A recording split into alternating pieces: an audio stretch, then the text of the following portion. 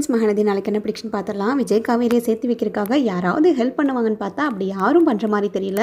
ஆனால் பிரச்சனை வேணால் எல்லாரும் சேர்ந்து பண்ணிக்கிட்டு இருக்காங்க. பட் இருந்தாலும் விஜய் வந்துட்டு கண்டிப்பாக ஒரு தனி மனிதனாக போராடி காவேரியும் அவங்க வீட்டையும் கன்வின்ஸ் பண்ணி சீக்கிரமாக விஜய் காவேரி ஒன்று சேருவாங்க அப்படின்னு நினைக்கிற விக்கா ஃபேன்ஸ் நம்ம வீடியோக்கு ஒரு லைக் பண்ணிக்கோங்க. காலையிலே விஜயோட தாத்தா விஜய்க்கு கால் பண்ணுவார். கால் பண்ணதுமே, ஏன் தம்பி நீ வீட்டுக்கு தான் வரமாட்டேங்கிற, அட்லீஸ்ட் ஆஃபீஸையாவது போய் பார்க்கலாம்ல, ஏன் விஜய் இப்படிலாம் பண்ணிகிட்ருக்க, இப்படி நீ பண்ணுறது சுத்தமாக சரியில்லை, ஆஃபீஸையும் கவனமாக பார்த்துக்கணும்ல, அங்கே ஏதாவது பிரச்சனை நடந்துச்சுன்னா இப்போ காவேரி அங்கே கிடையாது, நீயும் அங்கே கிடையாதுன்னா யார் இதெல்லாம் மெயின்டைன் பண்ணுவா, இது நீ ஆஃபீஸ் போ விஜய், முதல்ல அங்கே போய் என்ன நடக்குதுங்கிறத பாரு, அதுக்கப்புறம் நீ சொந்த பிரச்சனையெல்லாம் பார்ப்பியாமா அப்படின்ற மாதிரி சொல்ல உடனே விஜய்க்கு டென்ஷன் ஆயிரும். என்ன தாத்தா சொல்கிறீங்க, என்னோட சூழ்நிலை உங்களுக்கு புரியுதா இல்லையா, ஆஃபீஸை போய் பாரு, உன்னோட பர்சனல் விஷயத்தெல்லாம் அப்புறம் பாருன்னு சொல்கிறீங்க, எனக்கு முக்கியமாக இருக்கிற பிரச்சனை இது மட்டும்தான், அதுக்கப்புறம் தான் ஆஃபீஸு, இந்த பிஸ்னஸ்ஸு, பணம், அதெல்லாமே. முதல்ல நான் காவேரி பிரச்சனையை சரி பண்ணால் மட்டும்தான் எனக்கு மைண்டும் ஒர்க் ஆகும், என்னோடய எமோஷனும் ஸ்டேபிளாக இருக்கும், அப்போ தான் வந்துட்டு என்னால் பிஸ்னஸில் கான்சன்ட்ரேட் பண்ண முடியும். அது வரைக்கும் எனக்கு பிஸ்னஸ் லாஸ் ஆனாலும் பிரச்சனை இல்லை, ஏன் கம்பெனி இழுத்து முன்னா கூட எனக்கு பிரச்சனையும் இல்லை தாத்தா அப்படின்ற மாதிரி சொல்ல உடனே தாத்தாவுக்கு கோவம் வந்துடும். இப்படி இர்ரெஸ்பான்சிபிளாக பேசாத விஜய், இதெல்லாம் நீ எவ்வளோ வருஷம் எவ்வளோ நாள் கஷ்டப்பட்டு படிப்படியாக முன்னுக்கு வந்து சேர்த்துனது, அது எல்லாத்தையும் வந்துட்டு ஒரே செகண்டில் வந்துட்டு நீ தூக்கி வீச பார்க்குறியா, இதுக்கு பின்னாடி எவ்வளோ பேர்த்தோட உழைப்பு இருக்குது, நீ உன்னை பற்றி மட்டும் யோசிக்காத, உன்னை நம்பி எத்தனை பேர் அங்கே வேலை செய்கிறாங்க, அவங்களோட ஃபேமிலியும் அவங்கள பற்றியும் யோசிச்சுப்பாரு, அப்போ தான் உனக்கு இதோட வலியும் வேதனையும் புரியும், உன்னை பற்றி மட்டும் நீ யோசிக்காத அப்படின்ற மாதிரி சொல்லும்போது கரெக்டாக வந்துட்டு விஜய்க்கும் ஸ்ட்ரைக் ஆகும். சரி தாத்தா, நீங்கள் என்ன சொல்கிறீங்கன்னு எனக்கும் புரியுது, அட்லீஸ்ட் வந்துட்டு எம்ப்ளாயீஸ்க்காகவாது நான் ஆஃபீஸ்க்கு போகிறேன், அங்கே என்ன நடக்குதுங்கிறது பார்த்துட்டு வந்துடுறேன் அப்படின்ற மாதிரி கூலாக வந்துட்டு சொல்லுவார். இதெல்லாமே ஒட்டு கேட்டுட்ருப்பாங்க ராகினி பின்னாடி இருந்து.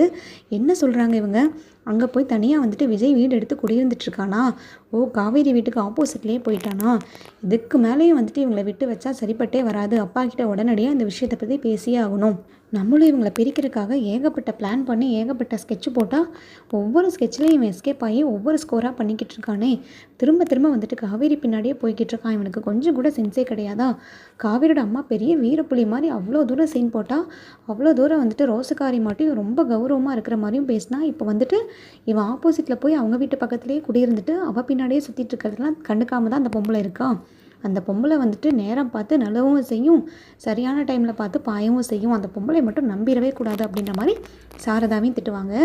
அதே சமயத்தில் வந்துட்டு அவங்க அப்பாவுக்கு கால் பண்ணி சொல்லுவாங்க, அப்பா உங்களுக்கு இங்கே என்ன நடக்குதுன்னு தெரியுமா, நீங்கள் பாட்டுக்கு அங்கே ஜாலியாக இருக்கீங்க, ஒவ்வொரு பிரச்சனை எப்பயும் அப்பப்போ வந்துட்டு வில்லன் மாதிரி வந்துட்டு மூஞ்சியை காமிச்சிட்டு போயிடுறீங்களே தவிர இங்கே என்ன நடக்குது ஏது நடக்குதுங்கிறது நீங்கள் ஃபுல்லாக வந்துட்டு பார்க்குறதே கிடையாதுப்பா அப்படின்ற மாதிரி சொல்ல, ஏம்மா நீ வேறு காலையிலேயே இருக்காமல் என்ன விஷயங்கிறத மட்டும் சொல்லு, அதுக்கப்புறம் அப்பா என்ன பண்ணணுங்கிற ஐடியா கொடுக்குறேன் அப்படின்ற மாதிரி பசுபதி சொல்ல, அப்பா இங்கே விஜய் இல்லை தெரியுமா, இந்த வீட்டில் இருந்துட்டு காவேரி குடிமத்தி போயிருக்கிற வீட்டுக்கு ஆப்போசிட்க்கு வாடகை வீட்டுக்கு வந்துட்டு குடியிருந்துட்டுருக்கானம்மா, காவேரியை பார்க்குறக்காகவும் காவேரியை சமாதானப்படுத்துறதுக்கு அவங்க வீட்டில் இருக்க எல்லாத்தையுமே வந்துட்டு சமாதானப்படுத்துறதுக்காக வீடு வந்துட்டு அங்கே வாடகைக்கு குடியிருத்து அங்கேயே தங்கிட்டுருக்காராம்மா, அங்கே ஒரு சின்ன சாதாரண வீட்டில் போய் அவ்வளோ தூரம் கஷ்டப்பட்டு காவேரிக்காக அவன் எல்லாமே பண்ணிகிட்ருக்கானம்மா, எனக்கு ஒரே ஒரு டவுட் தான்ப்பா, இவன் இந்த அளவுக்கு ரிஸ்க் எடுக்கிற அளவுக்கு காவேரி நான் அவ்வளோ பெரிய உலகலையா என்ன, எனக்கு இதெல்லாம் பார்க்கும்போது அப்போ ஆத்திரமாக வருது அப்படின்ற மாதிரி சொல்ல, ஓ இதெல்லாம் வேறு நடக்குதா, அப்போ நம்ம ரூட்டில் போவோம், நான் உனக்கு ஒரே ஒரு ஐடியா சொல்கிறேன், அதை மட்டும் கேளு, இப்போ என்ன தான் அவன் அங்கே போய் ஸ்கோர் பண்ணி காவேரியை சமாதானப்படுத்துறதுக்கும் சாரதாவை சமாதானப்படுத்துக்கும் ட்ரை பண்ணாலும் அதெல்லாம் ஒன்றும் வேலைக்காகாது, நான் சொல்கிற மாதிரி ஒரே ஒரு விஷயம் மட்டும் பண்ணுமா அப்படின்ற மாதிரி சொல்லிவிட்டு என்ன சொல்லுவாருன்னா, நீ தான் சொன்னேன்ல வெண்ணிலாவுக்கு வந்துட்டு 90% வந்துட்டு குணமாயிடுச்சு, பரிபூர்ணமாக வந்துட்டு அவங்க மீண்டுட்டு வராங்க, சரியாயிட்டு வராங்க, விஜய் பற்றியே கேட்டுக்கிட்டே இருக்காங்க, நைட்டும் பகலும் விஜய் விஜய்னு சொல்லி அந்த பொண்ணு புலம்பிக்கிட்டு இருக்குன்னு சொன்னேன்ல, இப்போ சரியான டைம் தான், இப்போ போய் வெண்ணிலா கிட்ட விஜய் இருக்கிற அட்ரஸையும், ஏன் முடிஞ்சால் வந்துட்டு நீ விஜய் இருக்கிற வீட்டுக்கு வந்துட்டு வெண்ணிலாவை கூட்டிகிட்டு போய் அங்கே விட்டது நீ எஸ்கேப் ஆகி நீ வந்துரு, அங்கேருந்து என்ன நடக்குதுங்கிறத பின்னாடி இருந்து மட்டும் நீ கவனிச்சுப்பாரு, ஏன்னா வந்துட்டு நீ வெண்ணிலா கிட்ட போய் என்ன சொல்கிறேன்னா, விஜய் இருக்கிற இடத்துக்கு உன்னை கூட்டிகிட்டு போகிறேன், விஜய் வந்துட்டு உன்னை விட்டுட்டு காவேரி கூட போயிடுவார், அதனால் நீ விஜய் இருக்கிற இடத்துலையே போய் இருந்தேன்னா மட்டும்தான் உன்னையும் விஜயும் வந்துட்டு சேர்த்து வைக்க முடியும், இல்லைனா விஜய் உன்கிட்ட இருந்து எல்லாரும் பிரிச்சிருவாங்க அப்படின்ற மாதிரி நல்லா அந்த பொண்ணோட மைண்டை குழப்பி விட்டு அனுப்பிவிடு, அதுக்கப்புறம் என்ன பண்ணணுங்கிறத அந்த பொண்ணே பார்த்துக்கும், நம்ம பின்னாடி இருந்து வேடிக்கை மட்டும் பார்க்கலாம்ப்பா அப்படிங்கிற மாதிரி சொல்ல உடனே ராகினிக்கு ரொம்ப சந்தோஷமாக இருக்கும். அப்பான்னா அப்பா தான், இந்த மாதிரி ஐடியா கொடுக்குறதுக்கு தான்ப்பா உங்களுக்கு நான் கால் பண்ணுறதே. இந்த மாதிரி ஐடியா எனக்கும் தோணாது. என்ன ஒருத்தனை நம்பி வந்திருக்கேனே அஜய்னு ஒரு மாங்காய் மடையன், அவனுக்கும் இதெல்லாம் தோணாது. நீங்கள் தான்ப்பா இதுக்கெல்லாம் சரியான ஆள். தேங்க்யூ ஸோ மச்ப்பா அப்படின்ற மாதிரி சொல்லிட்டு காலை கட் பண்ணிடுவாங்க. உடனே போய் வெண்ணிலா கிட்ட மிளகா அரைக்கிறவும் ஆரம்பிச்சிருவாங்க. தலையை போட்டு நல்லா குழப்பி விட்டுருவாங்க. இங்கே பாரு வெண்ணிலா, நீ என்னை அக்காவாக நினச்சிக்கோ. நான் தானே உன்னை இந்த வீட்டுக்கு கூட்டிகிட்டு வரக்காக இவ்வளோலாம் ட்ரை பண்ணி கூட்டிகிட்டு வந்தேன். இப்போ பார்த்தேன்னா உன்னையும் விஜயும் எல்லாரும் பிரிச்சுட்டாங்க. அந்த காவேரி குடும்பமும் சேர்ந்து உன்னையும் விஜயும் வாழவே விடக்கூடாது. இவ்வளோ நாள் வந்துட்டு நீ தனியாக இருந்ததுக்கு காரணமும் அவங்க தான். உன்னையும் விஜயும் பிரித்து வைத்ததே அவங்க குடும்பம் தான். காவேரிக்கு வந்துட்டு இவ்வளோ பணமும் இவ்வளோ அழகாகவும் விஜய் இருக்கனால விஜய் எப்படியாவது கரெக்ட் பண்ணிடுன்ற ஒரு திட்டத்தினால தான் இந்த மாதிரிலாம் அவள் பண்ணிகிட்ருக்கான். இப்போ கூட விஜய் எங்கே இருக்காரு தெரியுமா அப்படின்ற மாதிரி கேட்க, உடனே வெண்ணிலா எங்கே இருக்காரு என் விஜய் எங்கே இருக்காரு சொல்லுங்கள் ப்ளீஸ் சொல்லுங்கள் அப்படின்ற மாதிரி ராகினி கிட்ட கெஞ்சுவாங்க. சரி நீ ஒன்றும் டென்ஷன் ஆகாத, நான் எல்லா இடத்தையும் சொல்கிறேன். நீயே பாவம் தனியாக இருக்கே, உனக்கு ஒன்றுமே தெரியாதுல்ல, நானே உன்னை அந்த இடத்துக்கும் கூட்டிகிட்டு போகிறேன் அப்படின்ற மாதிரி சொல்லிட்டு விஜய் இருக்கிற இடத்துக்கு வெண்ணிலா வந்துட்டு அழைச்சிட்டு போவாங்க. போகும்போதே சொல்லிட்டு போவாங்க, காவேரி இருக்கிற வீட்டுக்கு ஆப்போசிட்டில் தான் விஜய் வந்துட்டு குடியிருக்காரு. காவேரியை தேடி தான் வந்துட்டு போயிருக்காரு. காவேரி வந்து உன் வீட்டுக்கு, அதாவது நீ இப்போ இருக்க இல்லையா அந்த வீட்டுக்கு கூட்டிகிட்டு வரக்காக தான் விஜய் கிளம்பி போயிருக்காரு. அதை எல்லாத்தையுமே தடுத்து நிறுத்த வேண்டியது உன்னோட பொறுப்பு. அன்னைக்கு எப்படி நீ காவேரி லெஃப்ட் அண்ட் ரைட் வாங்கினையோ இதே மாதிரி வந்துட்டு நீ யாரை என்ன பண்ணணுமோ பண்ணிக்கோ. எதை பற்றியும் கவலைப்படாத. உனக்கு உன் விஜய் வேணும். நீயும் விஜயும் சேர்ந்து சந்தோஷமாக வாழணும். உனக்கு இப்போ யாருமா இருக்கா? நீயே தனிமரமாக இருக்க. உனக்கு ஃபேமிலியும் கிடையாது. உனக்கு ஆறுதல் சொல்லக்கூட ஒருத்தரும் கிடையாது. இந்த உலகத்தில் இப்போ உனக்குன்னு இருக்க ஒரே ஒரு ஜீவன் விஜய் மட்டும்தான். அதனால் எக்காரணத்துக்கு ஒன்றும் நீ விஜயை கைவிட்டுறாத. கண்டிப்பாக போய் விஜய் வந்துட்டு நீ கூட்டிகிட்டு வந்துரு. விஜய் என்ன பண்ணுவியோ எது பண்ணுவியோ தெரியாது, நீ அவரை அழைச்சிட்டு வந்துரு அப்படின்ற மாதிரி நல்லா வந்துட்டு குழப்பி விட்டுருவாங்க. இந்த பிளான்லாம் அவங்க பண்ணிகிட்ருக்கிறதும் வெண்ணிலா வந்துட்டு ஆன் தி வேலை விஜய் தேடி வந்துட்டுருக்கிறதுலாம் தெரியாமல் விஜய் வந்துட்டு ஆஸ் யூஷுவல் ஸ்கோர் பண்ணுறதுக்காக காவேரி வீட்டுக்கு போயிடுவார். காவேரி வீட்டுக்கு போனதுமே வந்துட்டு அங்கே நர்மதா இருப்பாங்க. நர்மதாக்கு ஐஸ்கிரீம் வாங்கிட்டு போய் கொடுப்பாரு. உடனே நர்மதாவும் வந்துட்டு விஜய்கிட்ட நல்லா மர்ஜ் ஆயிடுவாங்க. நல்லா பேச ஆரம்பிச்சிருவாங்க. பாட்டியும் வந்துட்டு கேஷுவலாக பேசிகிட்டு இருப்பாங்க. பட் தூரத்துலேருந்து சாரதா அதெல்லாமே கவனிச்சிட்டு தான் இருப்பாங்க. பட் சாரதா வந்துட்டு கண்டுக்காத மாதிரி இருப்பாங்க. பாவம், நம்மளும் எவ்வளோ தூரம் இந்த தம்பியை மிரட்டுறது. ஒவ்வொரு வாட்டி விரட்டி விட்டாலுமே வந்துட்டு திரும்ப வந்துக்கிட்டே தான் இருக்கார். எல்லாருமே வந்துட்டு ஒரே மாதிரி சொல்கிறாங்க.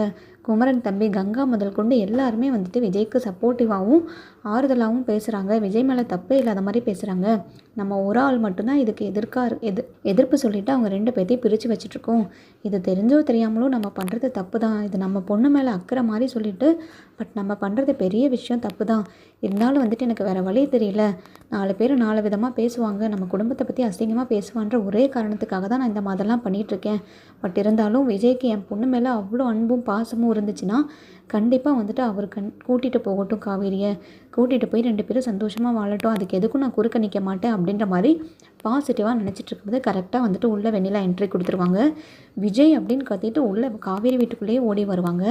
அந்த சவுண்டு கேட்டு காவேரி ரூமில் இருந்து அவங்களும் வெளியில் வந்துடுவாங்க. சாரதாவும் வெளியில் வந்துடுவாங்க. வெண்ணிலாவை காவேரி வீட்டுக்குள்ளே அனுப்பிவிட்டுட்டு ராகினியும் வந்து எஸ்கேப் ஆகி ஓடிடுவாங்க. பின்னாடி இருந்து தூரமாக இருந்து அவங்க எல்லாத்தையும் வந்துட்டு மானிட்டர் பண்ணிக்கிட்டே இருப்பாங்க. அந்த டைமில் பார்த்தீங்கன்னா வெண்ணிலா ஓடி போய் விஜய் ஹக் பண்ணிடுவாங்க. விஜய், நீ எங்கே விஜய் போன? என்னை விட்டுட்டு நீ எங்கே போன? ஏன் சொல்லாமே இங்கெல்லாம் வந்துட்ட? நீ வா நம்ம வீட்டுக்கு போகலாம் அப்படின்ற மாதிரி சொல்ல விஜய்க்கு அப்படியே தூக்கி வாரி போட்டுரும். அப்படியே ஸ்டன் ஆயிடுவாங்க. சாரதா, காவேரி, கங்கா, பாட்டி எல்லாருமே வந்துட்டு ஸ்ட்ரக்காகி நின்றுவாங்க. இந்த பொண்ணு இப்படி இங்கே வந்துச்சு என்னன்னு தெரியலையே, ஆல்ரெடி வந்துட்டு மனக்குழப்பத்தில் இருக்குது, உடம்பு சரியில்லை அப்படி இப்படின்னு சொன்னாங்க, இவனை தேடி இங்கே வந்துட்டாளா அப்படின்ற மாதிரி பாட்டி சொல்ல உடனே வெண்ணிலா வந்துட்டு, விஜய் நீ எங்கே போன? விஜய் என்கிட்ட வா. நீ ஏன் விஜய்? நான் யாருக்கும் உன்னை விட்டு கொடுக்க மாட்டேன்.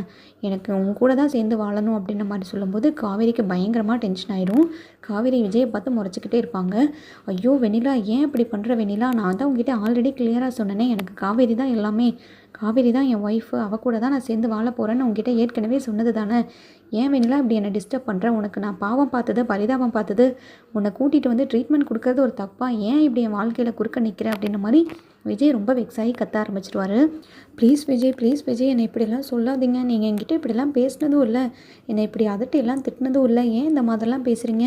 இவ தான் உங்ககிட்ட இந்த மாதிரிலாம் சொல்லி கொடுத்தாளா? இவ தான் கெட்டவ, என் வாழ்க்கையை கெடுக்கிறதுக்குன்னு இவ தான் வந்திருக்கா அப்படின்ற மாதிரி காவேரியை பார்த்து கை காட்டி சொல்லுவாங்க. காவேரிக்கு உடனே பயங்கரமாக அழுக ஆரம்பிச்சிருவாங்க. இவ ரொம்ப கெட்டவ, நீ வா, இவகிட்ட இருந்து போயிடலாம், இவ கூட நீ பேச வேண்டாம், இவகிட்ட நீ இருக்க வேண்டாம், நான் தான் உனக்கு எல்லாமே, நீயும் நானும் சேர்ந்துருப்போம், ஏன் விஜய் இப்படிலாம் பண்ணுற அப்படின்ற மாதிரி ரொம்ப வெகுளித்தனமாகவும் பாவமாகவும் வெண்ணிலா சொல்லுவாங்க. விஜய்க்கு ஆனாலும் கோவம் தான் வரும். காவேரிக்கு வந்துட்டு ரொம்ப அழுக வரும். விஜய், ஏன் வெண்ணிலா இப்படிலாம் பேசுகிற? தயவுசெய்து நீ இந்த வீட்டிலேருந்து வெளியில் போ. உன்னை நான் அங்கே தானே விட்டுட்டு வந்தேன். உனக்கு ட்ரீட்மெண்ட் போயிட்டு தானே இருக்குது. ட்ரீட்மெண்ட் முடிஞ்ச உடனே கண்டிப்பாக உங்கள் மாமா வீட்டில் கொண்டு போய் நான் உன்னை விட்டுருவேன். இதுக்கு மேலே இங்கே வச்சிருக்க மாட்டேன்.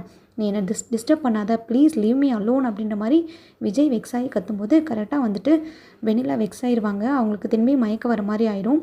ஃபிட்ஸ் வர மாதிரி வந்துட்டு ஒரு ஆக்ஷன் பண்ணுவாங்க. கரெக்டாக வந்துட்டு எல்லாருமே பயந்துருவாங்க. சாரதாவும் பாட்டியும், ஐயோ அந்த பொண்ணு பாருங்கள் விலக போகிறா, தயவு செய்து இங்கேருந்து கூட்டிகிட்டு போங்க. நீங்களும் உங்கள் நாடகமும் நீங்கள் அடிக்கடி வந்து இப்படி தொந்தரவு பண்ணுறதும், இந்த பொண்ணும் இப்போ இங்கே வந்துருச்சு, மயக்கம் போடவும் ஆரம்பிச்சிருச்சு, முதல்ல இங்கேருந்து கூட்டிகிட்டு போங்க, வெளியில் போங்க அப்படின்ற மாதிரி வெளியே அனுப்பி கதவை சாத்திடுவாங்க. உடனே வந்துட்டு விஜய் வந்து வெண்ணிலாவை கைத்தாங்களாக கூட்டிகிட்டு போய், முதல்ல இவளை வந்து தாத்தா வீட்டில் விட்டுட்டு வரணும், இவள் எதுக்கு இங்கே வந்தா, இவளை யார் கூட்டிகிட்டு வந்தாங்கன்னே தெரியலையே அப்படின்னு சொல்லி காரில் வச்சு கூட்டிகிட்டு போகிறக்காக கிளம்பிட்டு இருப்பாரு. எல்லாமே போச்சு. நான் இப்போ தான் கொஞ்சம் சமாதானப்படுத்தி காவேரியும் கன்வின்ஸ் பண்ணி அவங்க அம்மாவையும் கன்வின்ஸ் பண்ணி சேரலான்ற சுச்சுவேஷனுக்கு போயிருக்கும் போது கரெக்டாக இவன் வந்து யார் தான் இதெல்லாம் பண்ணுறாங்கன்னு தெரியல. அநேகமாக இதெல்லாம் ராகினி வேலை இல்லைன்னா அஜய் வேலையாக தான் இருக்கும். ஏன்னா வெண்ணிலாக்கு இவ்வளோ தூரம் இங்கே தனியாலாம் வரக்கு தெரியாது. நான் இருக்க அட்ரஸும் யாருக்குமே தெரியாது. இதெல்லாம் பண்ணது கண்டிப்பாக நிச்சயமாக ராகினியாக தான் இருக்கும். அவளை இன்றைக்கி போய் ஒன்றுக்கு ஒன்று பார்த்துட்றேன். அவளை அந்த வீட்டிலேருந்து வெளியில் அனுப்பிட்டு தான் எனக்கு மறு வேலையே. கரெக்டாக வந்துட்டு எல்லா காரியத்தையும் கெடுத்து விட்டுட்டா இவ வெண்ணிலா. ஏன் வெண்ணிலா இப்படிலாம் என்ன பண்ணுற, என்னை ஏன் இப்படி உயிரோடு கொல்ற அப்படின்ற மாதிரி வெண்ணிலாவை திட்டிட்டு அதுக்கப்புறம் வெண்ணிலாவும் நார்மல் ஆயிடுவாங்க. கண் முழிச்சு பார்த்ததுமே வந்துட்டு வீட்டுக்கு கூட்டிகிட்டு போகிறக்காக காரில் வச்சு கிளம்பிட்டுருப்பாரு.